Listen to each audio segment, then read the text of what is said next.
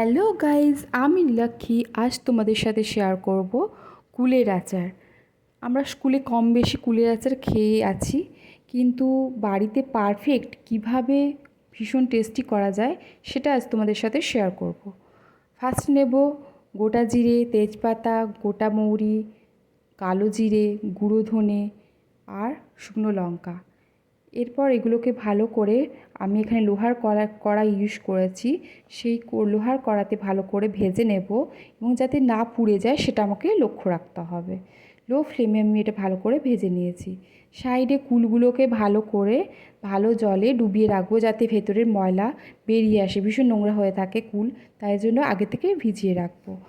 আর এখানে আমি আখ গুড় নিয়েছি, এবার সেটা গলানোর জন্য স্টার্ট করেছি। কিছুটা গলেও গেছে আখ গুড়টা, ভালো করে গলিয়ে নিতে হবে।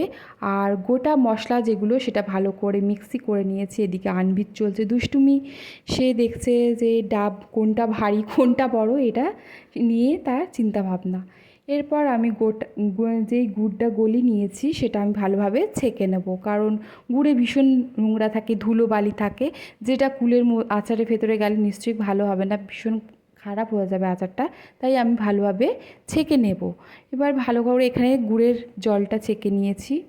এবার একটা কড়াতে ভালো করে তেল গরম করে 5 ফোড়ন আর শুকনো লঙ্কা ভালো করে ভেজে নেব। তাতে কুল দিয়ে ভালো করে মিশিয়ে হালকা করে ভেজে নেব যাতে না পুড়ে যায়, দেখতে হবে। এরপর বিট নুন দিয়ে দেবো এখানে 2 চামচের মতো। তোমরা নর্মাল নুন ইউজ করতেই পারো।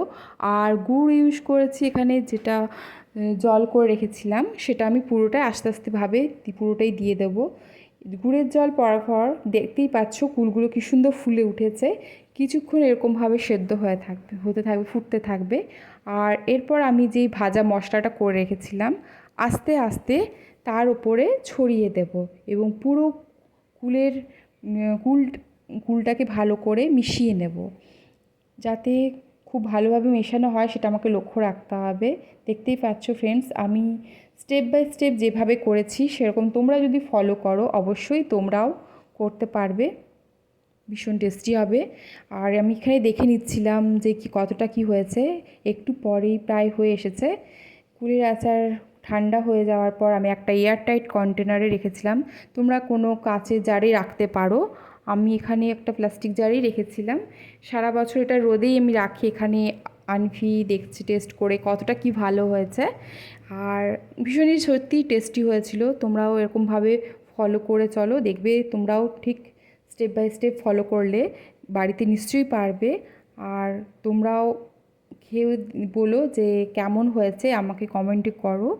আর যদি তোমাদের এই ভিডিওটা ভালো লেগে থাকে অবশ্যই লাইক, শেয়ার, সাবস্ক্রাইব করো। টাটা।